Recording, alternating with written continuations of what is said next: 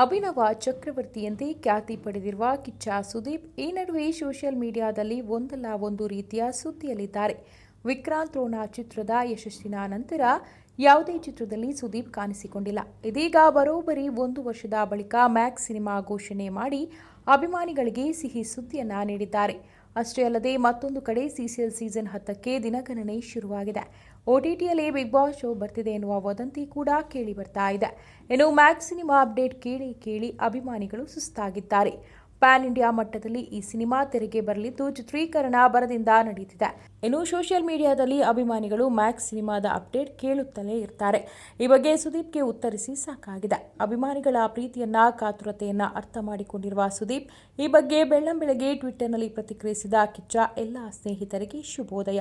ಪ್ರೀತಿ ತುಂಬಿದ ಅಪ್ಪುಗೆ ಅಪ್ಡೇಟ್ಸ್ ಬಗ್ಗೆ ಹರಿದು ಬರ್ತಿರುವ ಟ್ವೀಟ್ಗಳನ್ನು ನೋಡಿ ಖುಷಿಯಾಗ್ತಿದೆ. ಆದರೆ ಬೇರೆ ನಟರ ಸಿನಿಮಾಗಳು ಬಿಡುಗಡೆ ಆಗಿದೆ ಎಂದು ಅಥವಾ ಬೇರೆ ನಟರಿಗೆ ಪೈಪೋಟಿ ಕೊಡಬೇಕೆಂದು ಅಪ್ಡೇಟ್ ಕೊಡುವುದಕ್ಕೆ ಸಾಧ್ಯವಿಲ್ಲ. ಚಿತ್ರತಂಡ ಏನಾದರೂ ರಿಲೀಸ್ ಮಾಡಲು ಅಥವಾ ಘೋಷಿಸಲು ಸಿದ್ಧವಿದ್ದಾಗ ಮಾತ್ರ ಅಪ್ಡೇಟ್ ಕೊಡಲು ಸಾಧ್ಯ ಎಂದು ಹೇಳಿದ್ದಾರೆ.